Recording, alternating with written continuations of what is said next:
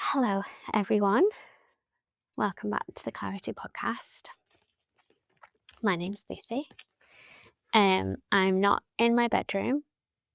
I am in Glastonbury, which has been gorgeous. Just been here for a few days, and I leave tomorrow, but I need to get this up. So, um, I wanted to speak today about something that I witnessed yesterday, actually, which felt like a really profound mirror moment, which all the moments here in Glastonbury feel like that. If you know, you know. Um, so I was sitting in a coffee shop and I was doing a bit of work and just watching the world go by when a father walked in with his two younger children, a boy and a girl. And they sat on the table next to mine. And it just lit up the whole coffee shop. As a parent, I just love hearing children. And this little girl in particular was so bubbly and energetic, the way little girls should be, before the world tells them not to be. um, but as she was speaking, she was talking a little bit loudly, but it was absolutely fine. I was smiling, a few of the other people were smiling, and she was talking about a bird that she saw outside. And her father leaned in and told her to be quiet and to stop shouting and to sit still. And so she did.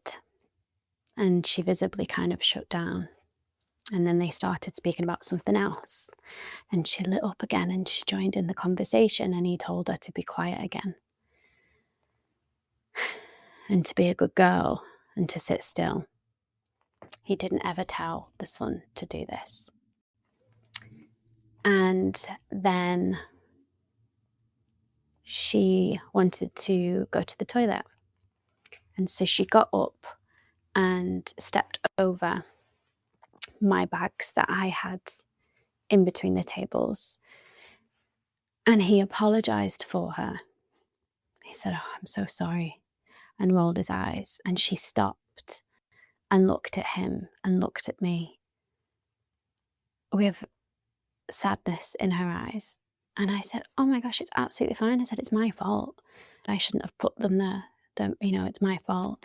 They were in the way." And she looked back at her dad, and he looked down and carried on, and she continued to go to find where the toilets were, and she realised that they were downstairs. She must have been about 5 or 6. And she stopped again and turned back to her dad and said, "Dad, will you come with me?" And he said, "No, you're fine." And I don't know, it just made me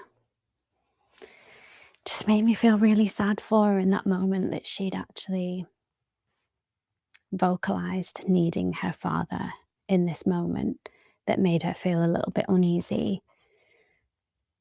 And he just shut her down. Um, anyway, she carried on and she learnt to just crack on, as a lot of women do. And while she was away, the father then mocked her multiple times to the son,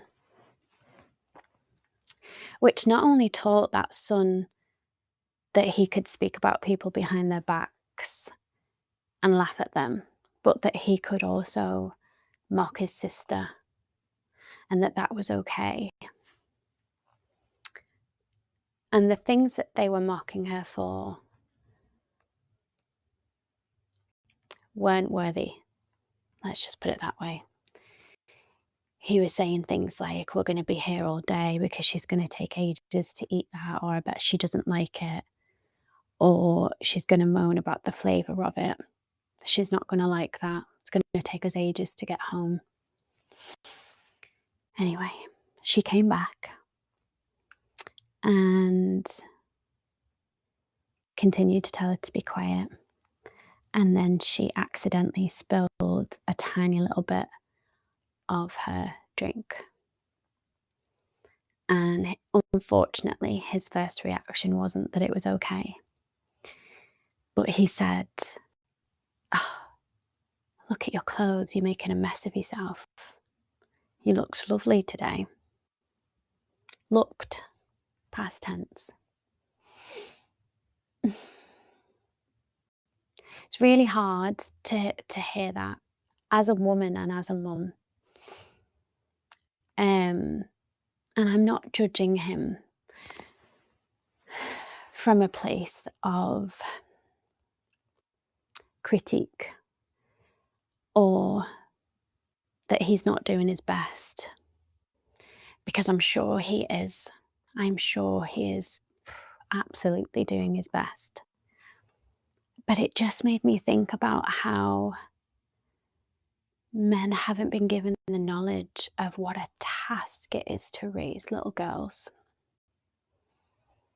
He wasn't being mean towards her intentionally. In fact, you could argue he was being quite attentive, and you could argue that he was trying to empower her to go down these stairs herself, you know? But in those moments, I realized that I was watching the architecture of spirit being built brick by brick, and we all are,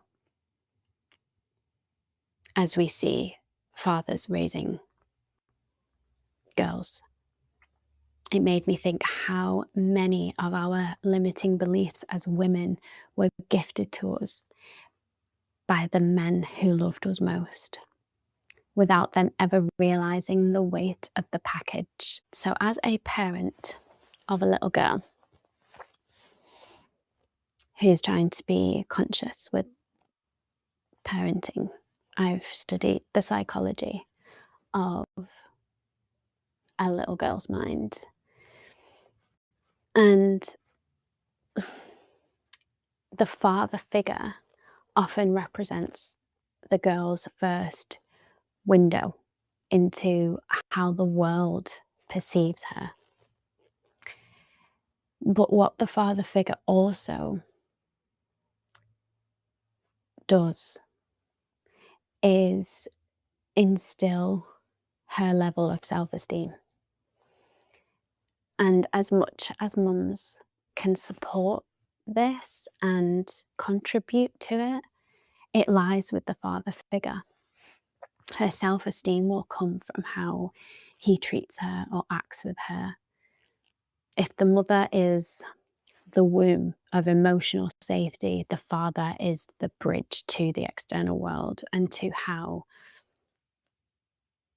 she has to be accepted, or what she has to accept will all come from the father figure.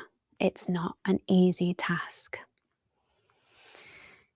When a father repeatedly rewards a girl for being quiet or compliant, or compliments the way she looks, saying she looks pretty, he's inadvertently teaching her that her value is decorative and passive. There's something called the good girl syndrome. And it's a belief that to be loved, we must be invisible or convenient or proper, you know? And then there's something called the adequacy gap, which is when a father focuses on a girl's appearance and says, "You look like a princess," rather than focusing on her capability, like, "You solved that puzzle so fast."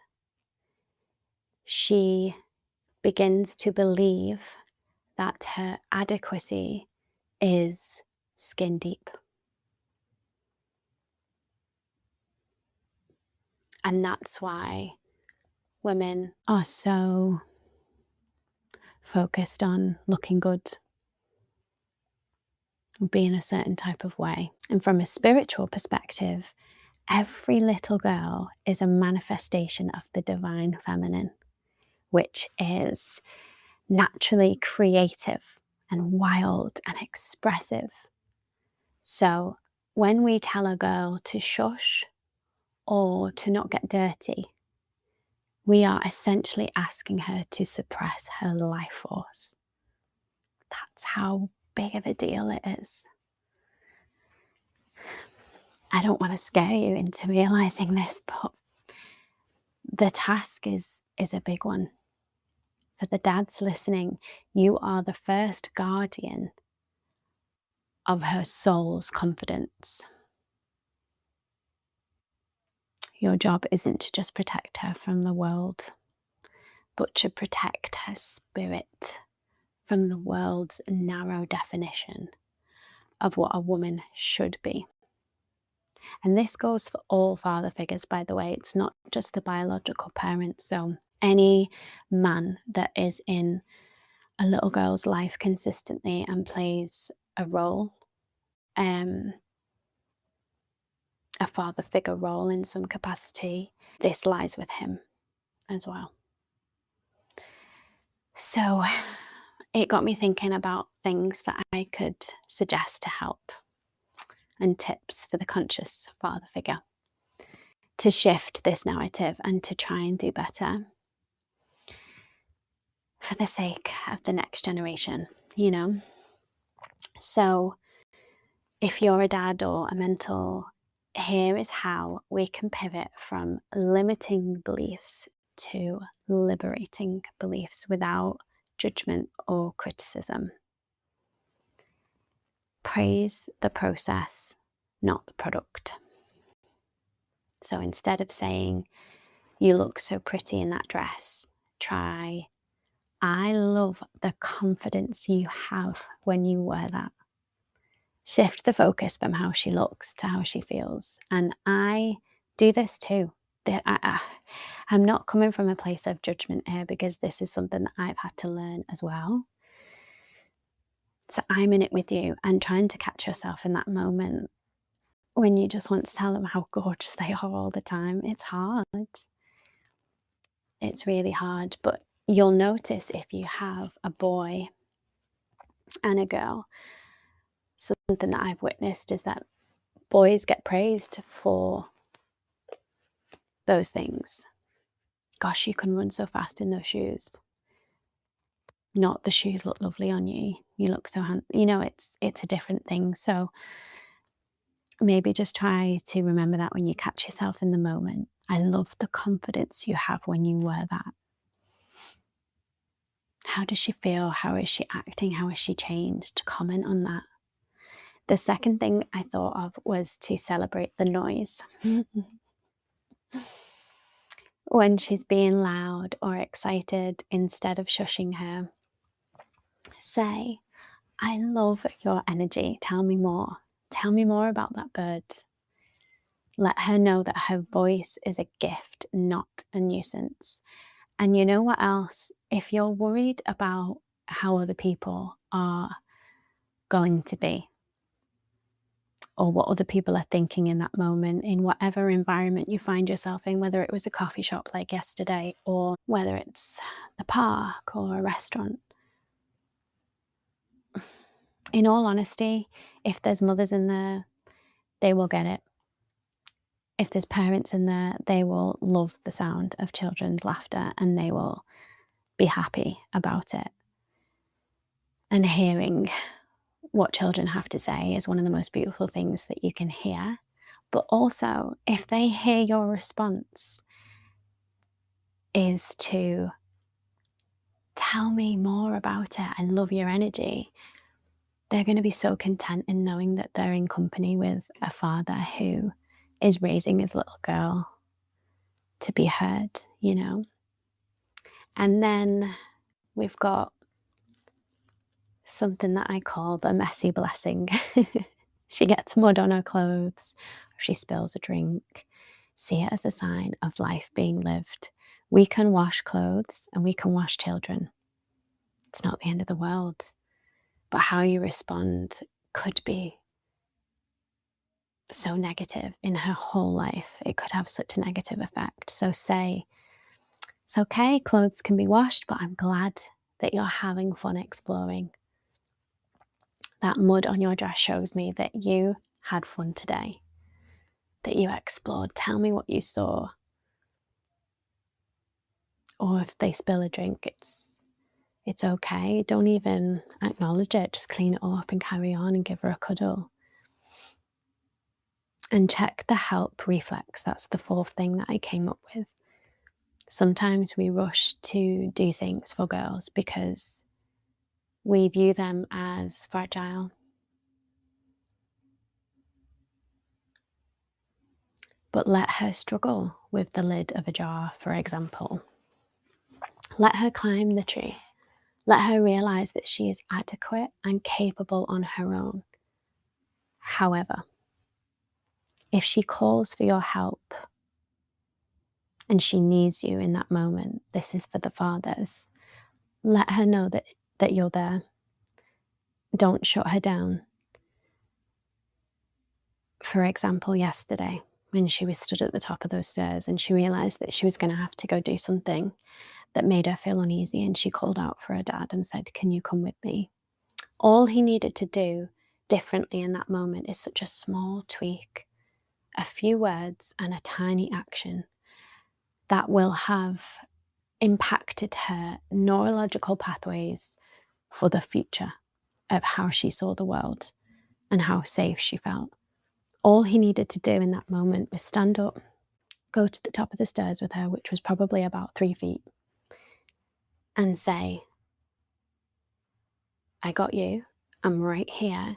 You can do this on your own. I'll stay here and watch you go down the stairs. You can do this." Or, "I'm right here. Go on." The difference that that makes. What he in fact did was tell her that you can't come to me when you need me because I'll just shut it down and ignore it anyway. But what he could have done was simultaneously been there for her and encouraged her to do something on her own. And she would have known forevermore that she could turn to her dad. And it's so sad because he probably didn't even realize the weight of what he was doing. And that's why I wanted to make this episode today, because if this helps any father realize the impact of everything they say and do, and how tiny little shifts can change so much for them, then we're making the world a better place. And for the women listening who might be reflecting on their own coffee shop moments from 20, 30 years ago, it's okay to release those old scripts. Your father likely did the best that he could with the tools that he had and the knowledge that was around back then, which was nowhere near what we know now. He was just repeating the language society taught him. But you are allowed to be loud, and you are allowed to be messy. You are allowed to be powerful, even if you aren't done up.